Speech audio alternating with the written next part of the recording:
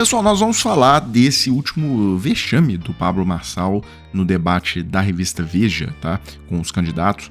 O Marçal diz que Tabata Amaral estuda as propostas porque ela não tem marido, tá? Tem o vídeo dele falando isso. Ele foi questionado por que ele chega nos debates sem saber nada sobre a cidade, assim, sobre os programas que estão em andamento. Ele não sabe os números do orçamento da secretaria, normalmente ele não sabe nada.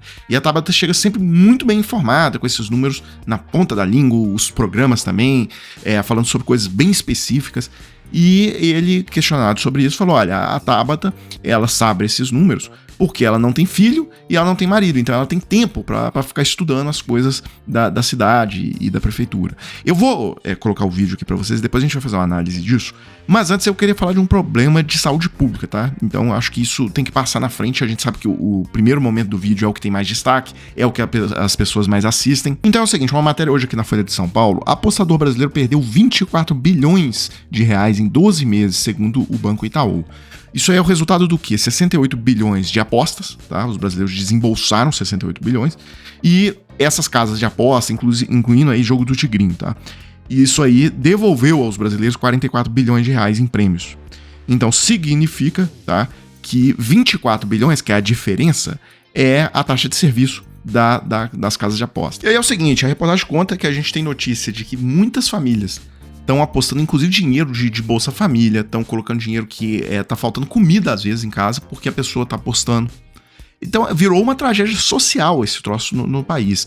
E a gente vê claramente pelos números que isso é um jogo, quando você olha o todo, é um jogo em que os brasileiros botam R$3 e as casas de aposta devolvem 2 para os brasileiros. Ou seja, na verdade, isso é uma grande máquina de drenagem de recursos das famílias brasileiras. E isso já está aparecendo com muito destaque nos dados do Banco Central, tá? Então tem até uma rubrica das contas nacionais lá que chama Serviços Culturais, Pessoais e Recreativos. É uma rubrica de remessas. E veja como que disparou a partir ali da virada de 2022, mais ou menos, 2023, quando essas bets entraram com força. Veja como é que os números disparam, né? E não é só essa rubrica que tem a questão das bets. Mas agora voltemos ao assunto, que é o assunto principal do vídeo, inclusive, aquela questão do Pablo Marçal com a Tabata Amaral, dizendo que ela tem tempo para estudar os assuntos do município de São Paulo porque ela não tem marido e porque ela não tem filhos. Desculpa, ela é uma mulher brilhante, é a que mais estuda aqui, tem que assumir, ela estuda demais. Não tem um marido, não tem filho, não tem problema, dá para estudar. Eu confesso, ninguém ganha, ela é medalha de ouro para estudar. Porque tem os afazeres da vida, né? A pessoa, quando ela tem uma família, ela tem mais compromissos para serem feitos. Não é nada que é demérito, é só imaturidade. Vocês ficam às vezes doídos quando eu falo isso, mas a verdade é que as decisões que as pessoas tomam na vida mostram o nível de maturidade dela.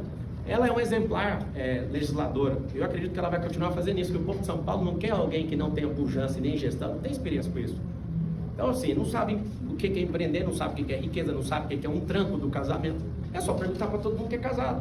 Não é que eu estou desvalorizando, eu estou falando, ela não tem perfil. Se eu fosse um eleitor, eu ia olhar para o perfil e falar, ela tem futuro. Deixar de ser esquerdista, ela tem futuro, ela é brilhante. Vou te falar a verdade, a minha avaliação, ela é muito boa no que ela faz. Agora a análise. Primeiro ponto, eu acho que foi um grande tiro no pé ele falar isso. É só olhar a demografia do município de São Paulo.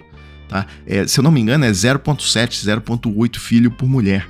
Você está falando de uma área em que as pessoas não têm muitos filhos e tem muita gente sem filhos em São Paulo, capital. Talvez se ele tivesse concorrendo a uma cidade do interior, uma cidade rural, do interior do Mato Grosso, poderia a realidade ser diferente. Mas falar em São Paulo, eu acho que não foi uma boa jogada para ele. E aí a percepção é de que pro eleitor de São Paulo, capital, dane-se se a Tabata Amaral está solteira, ou se ela tá namorando, ou se tá casada com aquele filho, com aquele prefeito de Recife, né, o João Campos, ou se ela tá casada com um rinoceronte ou um cavalo.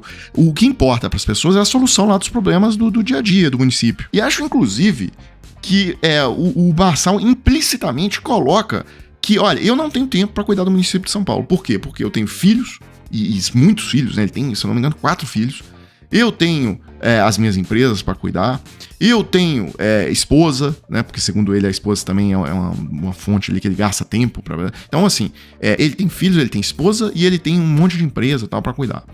E o município de São Paulo vai entrar em 4º lugar, digamos, nas prioridades dele. E a Tabata Amaral, então, seria, segundo o próprio Marçal, uma pessoa mais adequada para cuidar do município, porque ela tem tempo para estudar as coisas do município e ela estuda, né? Porque justamente ela não tem filhos. É o que fica implícito dessa fala do Pablo Marçal. Bem, tem uma matéria hoje no jornal o Globo tratando sobre essa questão que o Marçal, ele rachou o bolsonarismo em São Paulo, né?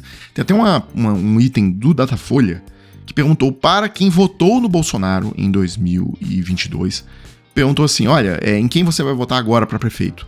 E vocês vejam que o Marçal está disparando entre os eleitores do Bolsonaro, né? Ele tinha, pouco tempo atrás, 60 dias atrás, ele tinha 14% só das intenções de voto entre os bolsonaristas. Agora ele tem 29%. E o Ricardo Nunes, por sua vez, começou a cair entre os eleitores do Bolsonaro. Tá? Então é nítido que o Pablo Marçal está tomando votos bolsonaristas do Ricardo Nunes. E aí, olha só o que eles entrevistaram uma pessoa aqui que é especialista nessa nova ultradireita brasileira, não sei o quê, chama Camila Rocha. E olha o que ela diz, hein? O Nunes, quando o Bolsonaro diz que o Nunes não é o candidato dos sonhos do bolsonarismo, isso é uma preparação de terreno.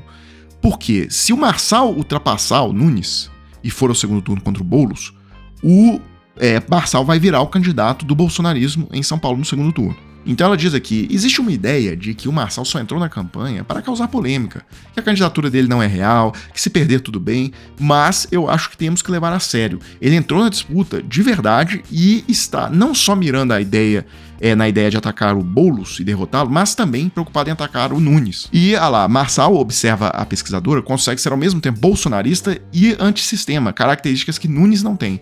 O aspecto antissistema também preocupa a campanha de Boulos.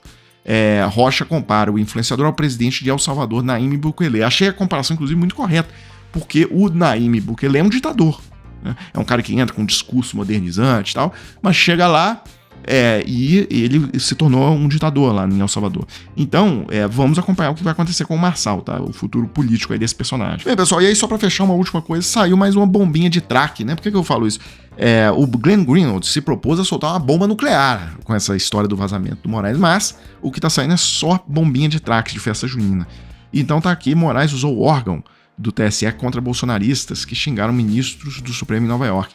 A história aqui é o seguinte, vocês lembram quando estava no pico mesmo da tentativa de golpe, né? Novembro de 2022. Bolsonaro em reuniões com a cúpula militar pedindo golpe, os bolsonaristas fechando todas as estradas, destruindo o centro de Brasília, na porta dos quartéis, exigindo que os militares dessem um golpe de Estado, tudo armado ali, o circo, e houve um evento em Nova York com ministros do STF. E vazou nas redes ali onde os ministros ficariam, qual que seria a rotina, os horários dos ministros, tudo. E aí teve gente nas redes sociais incitando violência contra os ministros do STF, especialmente o Alexandre de Moraes e o Barroso. E aí esse pessoal da assessoria do Alexandre de Moraes pediram ali a retirada do ar de algumas dessas contas que estavam incitando violência contra esses ministros no auge ali da tentativa de golpe de Estado. Basicamente é isso. Bem, pessoal, fechando aqui, eu queria falar com vocês daquela oportunidade para se trabalhar. Se você estiver precisando, não é casa de aposta, não é bet, não é nada disso. Se você estiver precisando de trabalhar e tem uma oportunidade aqui de trabalhar, inclusive, recebendo em dólar, tá? Quem tiver interesse, o link vai estar aí na descrição do vídeo. Várias pessoas gostaram, mandaram um retorno positivo pra gente. Então, tá aí a oportunidade. Quem tiver interesse pode procurar. Pessoal, então é isso. Eu fecho esse vídeo agora, coloco na tela a chave Pix do Desmascarando. Se vocês gostam do trabalho, quiserem contribuir com alguma coisa, tá aí. E a gente volta mais tarde com mais um vídeo pra página.